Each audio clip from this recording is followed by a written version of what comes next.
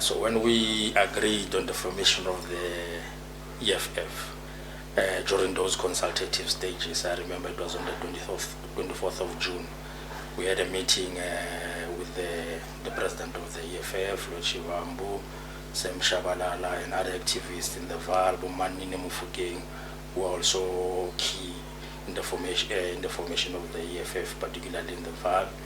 The late Pax Hayang. It was on the 24th of June. We were in a building called Standard Bank in Three Rivers. And then we met the president of the EFF together with his collective.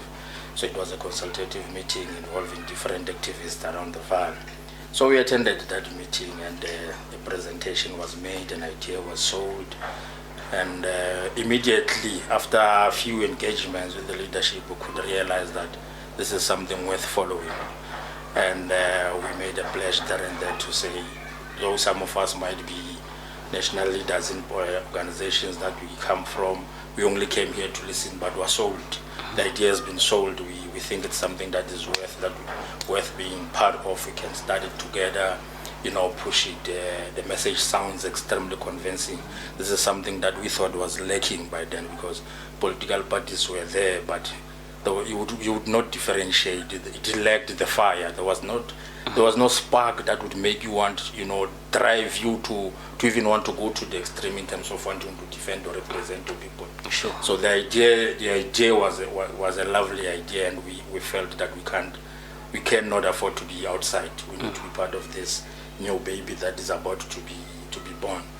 And we even made declarations there and there that some of us are resigning as the councillors and the national spokesman of the APC. I remember very well in the same meeting, the president of the EFF said, no, there's no need for you to resign. This thing is not even there. It's not been registered. We're still planning. So it will be suicidal. We can't pay you. We can't afford to pay you. Some of us have just lost our cars, our farms, and so on. But it was going to be politically incorrect for me to want to, have one leg this side and the other leg this side. We are not known for such things. I didn't want to work for the EFF underground. I'm not a spy in the APC. Sure. I believed in the idea. I liked it, and I felt that if I am going to be part of this thing and help build it, I might as well resign here. It doesn't matter whether I lose my salary as a councillor or stuff.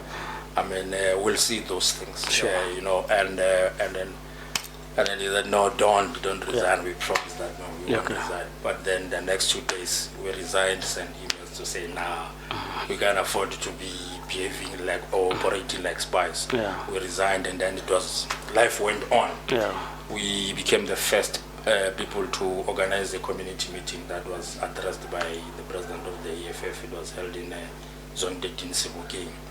The ground on the primary school called Kowe. It was organized by myself, Pax, Manine Mufugeng, and Brasem Shabalala. If you follow the history of the EFF, you will see the Sam Shabalala there. We're part of the organizing team, putting together transport, organizing people, and all that stuff. We still even owe some people who gave us buses because we had to make sure that meeting becomes successful. Yes. Manini running all over looking for tents and chairs and all that stuff sounds here. But because we knew that this thing can't fail and it has to be introduced, and this is the first meeting, we did everything we can do in our power to make it a successful meeting, and it was successful. It was organized under what banner at the time? It was the Economic Freedom Fighters, because the name was already there. Okay. The name was already there, even though the logos and all that stuff were not, but the name was already there. Okay. And we knew exactly what we were selling to the people. Yeah. So, and then after that meeting, we went to the second one, which was in Zamdela Stadium, Sasolburg. A beautiful meeting also, and then boom, that's how now people go to realize that shit, excuse my French, that's when people start realizing that something big is coming. Sure. And that's the long and the short of our contribution in the early stages of the EFF. And it wasn't easy, I suppose. I mean, once you talk about resigning from where your bread is buttered, it automatically tells you how difficult it was. I mean, family decisions had to be made and everything. And you work in the EFF for how many years?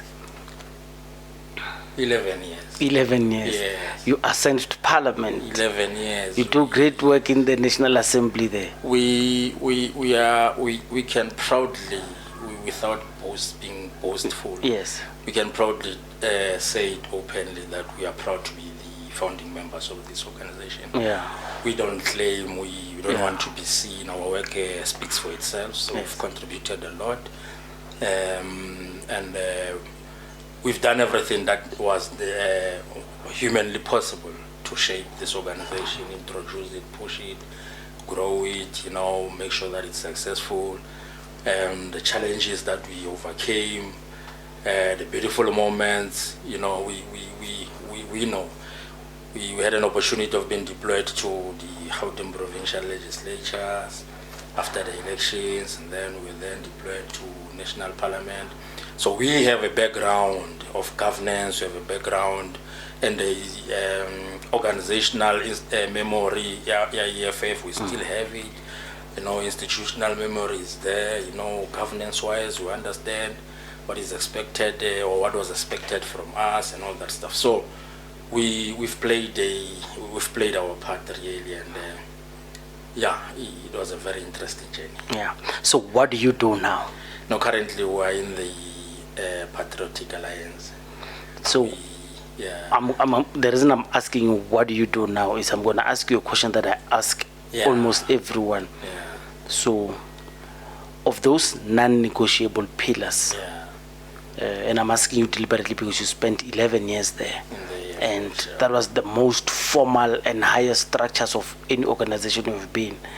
And as a founding father of that organization, you know where you wanted to take it.